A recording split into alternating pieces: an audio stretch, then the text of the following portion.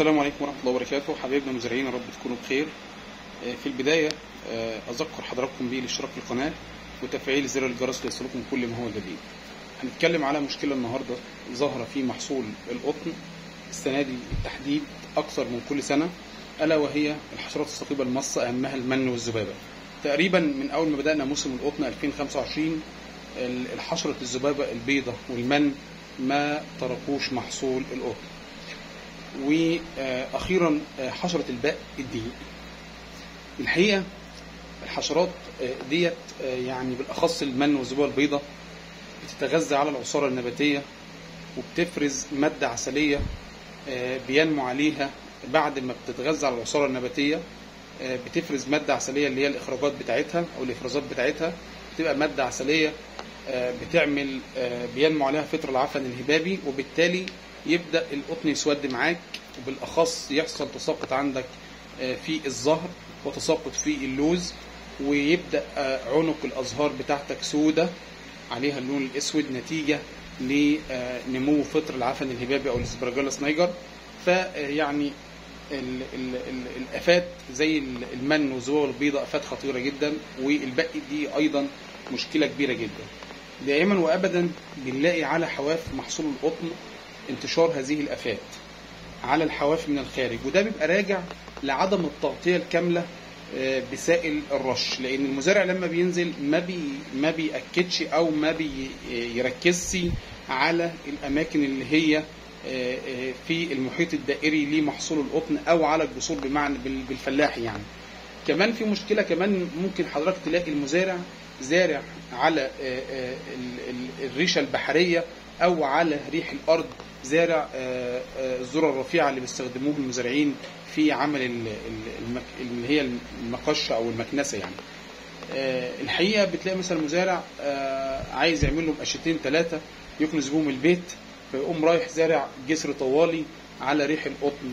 فطبعا ده بيئة خصبة وبيئة جيدة لنمو المن والذبابة البيضاء، وبالتالي بتلاقي حضرتك أول خطين أو مسطتين جنب الذرة الرفيعة ده أو ذرة المقشات اللي يعني زي ما بيقولوا المزارعين، دايما تلاقي الأرض سودة نتيجة لإفرازات المن والذبابة البيضاء، وبالتالي بالتبعية بينمو عليها فطر العفن الهبابي. فإن شاء الله هقول لحضرتك على بعض المنتجات إن شاء الله اللي تقدر تستخدمها أو بعض المواد الفعالة. فأنا إن شاء الله هحاول أذكر مواد المبيد والمادة الفعالة بتاعته عشان يعني السادة المزارعين يقدروا يحصلوا عليه بكل بساطة.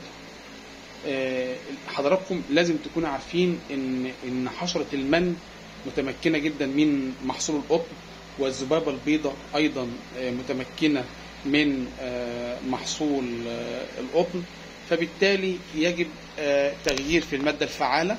والمادة اللي أنا أرشها مرة هحاول إن أنا مرشهاش تاني عشان المن ما ياخدش مناعة مكتسبة ضد المبيد. يعني فأول مادة فعالة هنتكلم عنها النهاردة هي يعني هنحاول نذكر مركبات.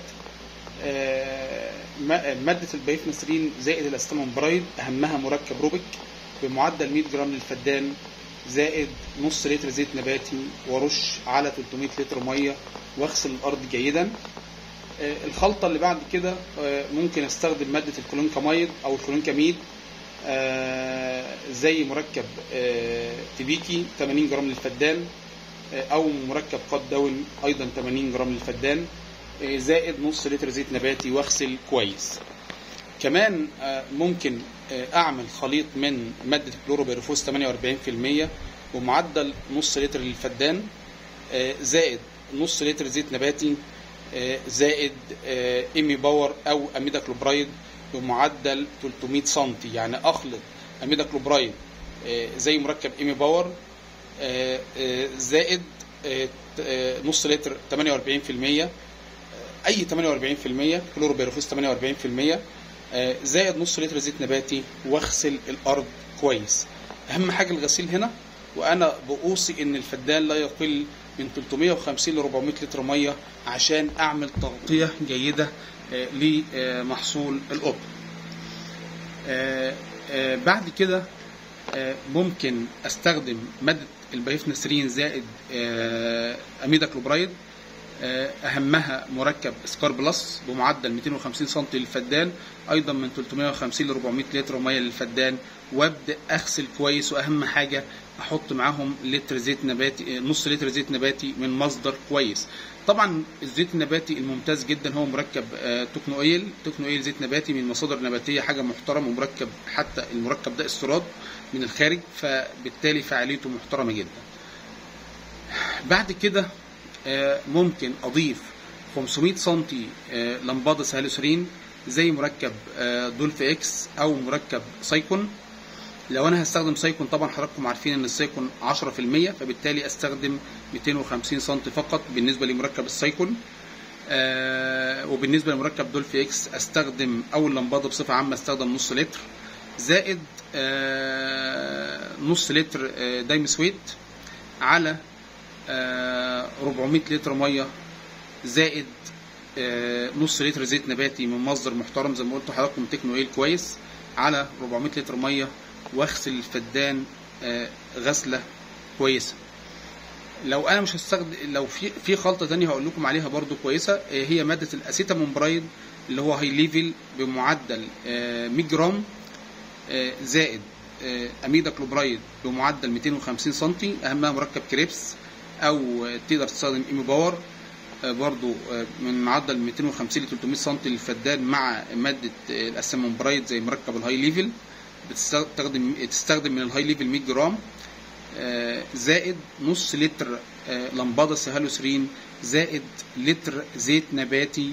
تقدر تعمل هنا ملوة موتور 600 وتغسل الارض غسيل جيدا جدا جدا جدا. لو حضرتك وصلت لموضوع العفن الهبابي يلزم هنا الصابون البوتاسي. هتضيف 2 لتر صابون بوتاسي زائد 1 كيلو اوكسيكلور نحاس على 400 لتر ميه، وتغسل الفدان غسله مظبوطه في نهايه اليوم او دخول على الليل. ده بكل اختصار عن الحشرات الثقيبه المص، اهمها المن والذبابه، والباقي دي اللي هو داخل على القطن حديثا بقاله 3 سنين بالتحديد، ومنتشر السنه دي بكثره يعني. اكد برضو على سائل او كميه محلول ماء الرش. يا جماعه الحشرات الثقيبه المصه ما ينفعش ان انا اقل عن 300 ل 400 لتر ميه للفدان، لا 200 لتر ميه هيجيبوا الفدان ولا 150 لتر ميه هيغطوا الفدان كويس. فانا بنصح حضرتك انك تستخدم كميه ماء الرش من 300 ل 400 لتر ميه، وتغسل محصول القطن غسيل جيد. في النهايه مع حضراتكم دكتور علام احمد، صاحب قناه يوتيوب كيان الزراعه. لو عجبكم المحتوى اللي احنا بنقدمه نقدر نعمل اشتراك في القناه وتفعيل زر الجرس، ونتقابل ان شاء الله في حلقات تانية، والسلام عليكم ورحمه الله وبركاته.